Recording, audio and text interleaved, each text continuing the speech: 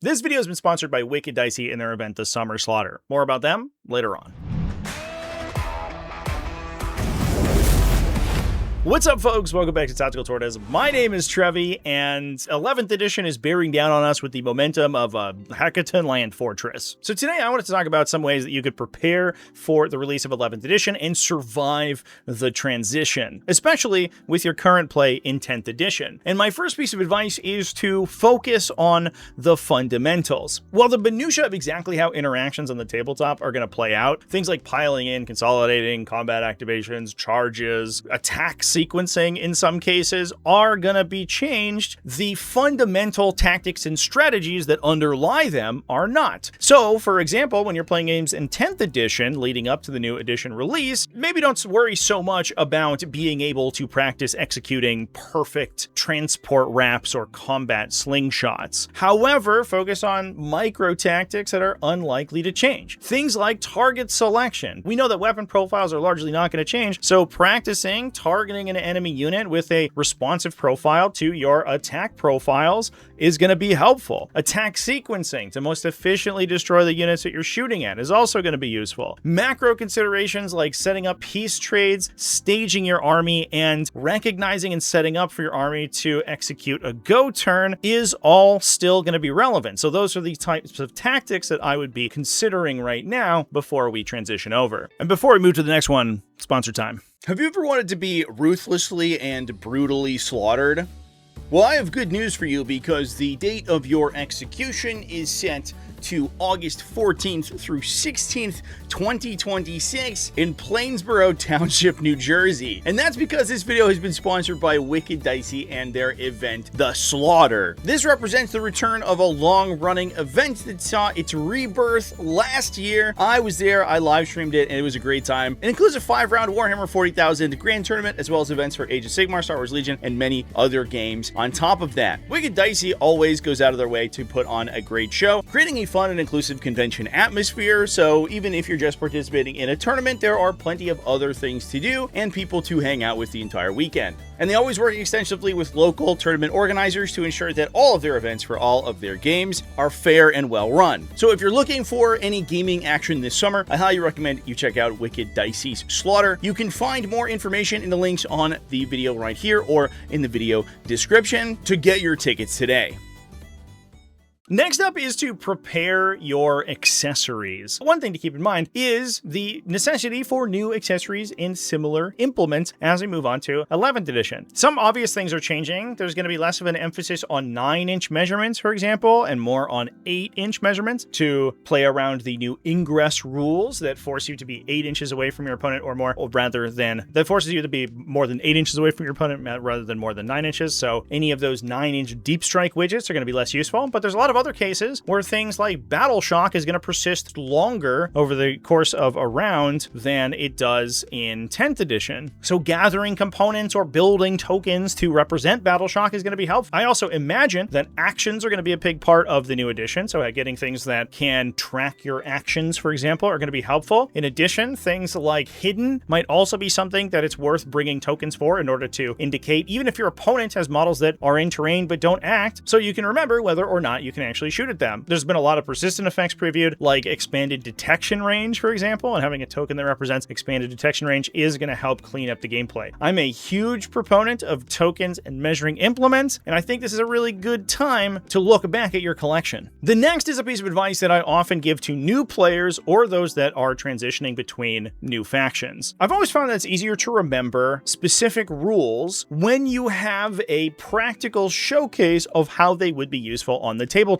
So I always encourage that people go back and review abilities, stratagems, attachment abilities, enhancements, things like that in their army periodically and consider game states in which those would be useful. Now, this is especially going to be helpful with the transition to 11th edition and many of the core rules changing. So going back through old detachments that maybe you haven't necessarily played as much before and considering the stratagems inside those detachments with the previewed 11th edition mechanics is going to help you more quickly quickly reevaluate those as the edition ticks over. So for each stratagem you read, consider a board state in which it would be helpful to use. A good example is the use of an anti-mortal wounds strat, which in 10th edition has been kind of mediocre, but now with more units getting access to the explosive keyword and the subsequent grenade stratagem, monsters now being able to get the equivalent of a tank shock effect, there are going to be more mortal wounds that are available. And in some cases or matchups you can consider, this might end up generating a tremendous number of mortal wounds. So those stratagems are going to be more valuable. Ignoring ballistic skill modifiers is going to be more useful in 11th edition,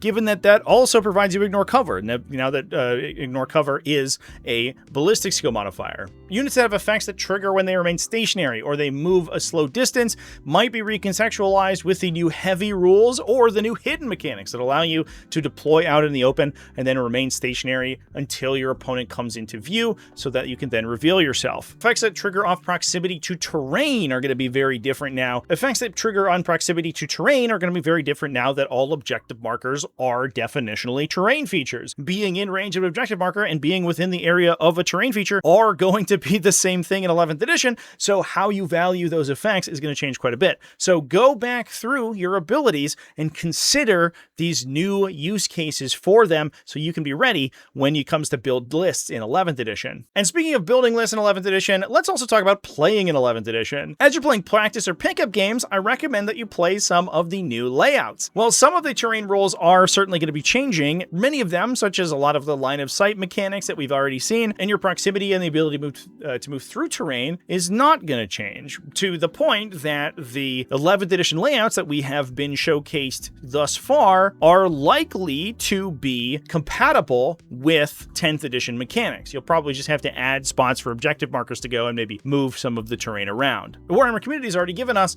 some example terrain templates as well as some terrain layouts that you can utilize in your pickup games. This will give you a lot of very good insight. While some of the minutiae might not necessarily transfer over between 10th and 11th edition, important things to keep in mind, like what lines of sight exist, what good staging areas are based on the deployment zone and your units, which units have the easiest time moving through sections of terrain features. These are all important pieces of information and will help lock in that muscle memory for deploying and moving your army on these new layouts when we do move over to 11th edition. That's a massive edge in the early days of the edition where many players are going to be playing with these terrain templates for the first time. Now, the next one I feel should go without saying, but as you're playing in 10th edition, try to avoid playing the meta. Focusing on units or archetypes that are currently strong in 10th edition is likely not to be useful as we move over to 11th edition. With so many units, mechanics, detachments changing, being added, being reworked in the new edition, getting well practiced with something that's like triple defilers in 10th edition or Mont Ka Tau isn't going to be that helpful. Rather, getting a breadth of experience across the majority of your faction is going to help you be more flexible as the format changes. As unit power level changes and detachments are rewritten, having more experience with a greater breadth of those detachments or those units is going to be much more helpful to you than gaining extra practice with an archetype that is only good in 10th. And a more extreme variety of this is preparing to play bad units. Oftentimes, an edition change will come with a big rebalance, and many times underplayed or undervalued units will get huge buffs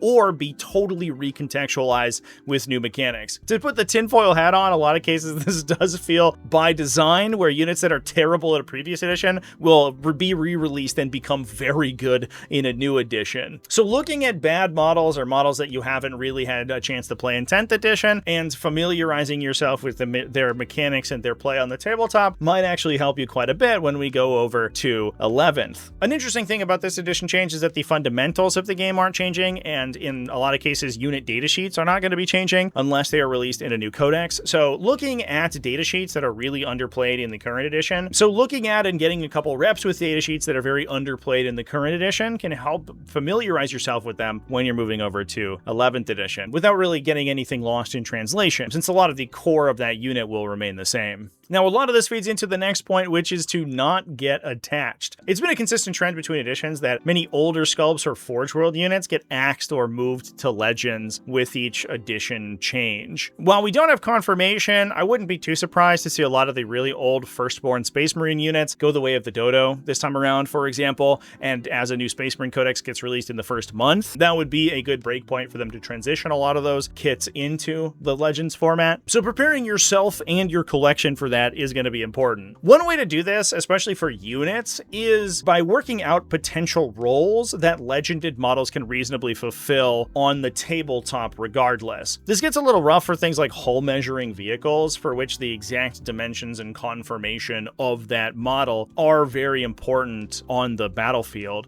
However, a lot of infantry or similar units can find new life as replacements for existing ones. For example, Devastator Marines could easily transform into Desolators or Hellblasters based on the weapon loadout you have them with. Assault Marines can turn into Jump Intercessors, for example. Getting even more esoteric, there's the example of Dimacarons, which were legended in early 10th edition, being rebased and remodeled into Norn emissaries or assimilators as the Tyranid Codex came out. Centurions have found their way into a more technologically themed Obliterator or Mutilator, for example. Tau battlesuits find themselves turned into different classifications of Tau battlesuits. I've seen a lot of Yavarnas cosplaying as Riptides, for example, in the past. So considering potential ways to use your older models in your collection is going to be helpful. But this piece of advice does not just cover units, but it also goes for army archetypes and faction playstyles. Well, the core identity of a faction is likely to remain the same between 10th and 11th edition. The change to the detachment mechanics is going to very seriously change how we expect a lot of factions to play, and new units and mechanics is certainly going to change how they interact with the core engine. Gladius Task Force is a really good example. It's a detachment for Space Marines that's been played throughout the entirety of 10th edition. It's been almost ubiquitous in that faction and has been really transformative to how we consider Space Marines to play. However, we don't know necessarily if that detachment's going to make the transition from 10th to 11th and whether or not it's going to be even in a recognizable format. So getting too attached to the Gladius Task Force playstyle doesn't really help you if that detachment disappears in the future. That said, these detachments are all going to be replaced by new mechanics. So keeping an open mind and keeping yourself flexible to adopt those new playstyles and those new detachments once they come out is going to help you be agile in the early days of the edition. And speaking of the early days of the edition, my last piece of advice is just to hang tight and enjoy the ride. Edition changes in Warhammer 40k are always absolutely insane. With so many rules, units, and mechanics being released in a short period of time, there are always things that are broken or overpowered, overlooked, or just poorly written. The balance is always nuts with a lot of these new releases. New detachments and codexes are going to drop in quick succession, and in a lot of cases, those things are going to be of very variant power level. New interactions are going to be discovered by the community, exploited by competitive players, and then fixed in quick succession. So my advice is just to enjoy the absolute insanity. Experiment with new stuff, sit back and watch the rules commentaries roll out, and just have fun with the early days of 11th. It's going to be 3 to 6 months of an absolute clusterfuck, so sit back and enjoy the ride. Thanks for watching all the way to the end of the video. Thanks as well to Wicked Dicey for sponsoring this video, and thanks to everybody who supports Tactical Tortoise elsewhere, whether that's over on Patreon at patreon.com/tacticaltortoise, YouTube channel members, Twitch subscribers. All you people are amazing, and I love you. Remember to keep it classy, folks, and happy wargaming.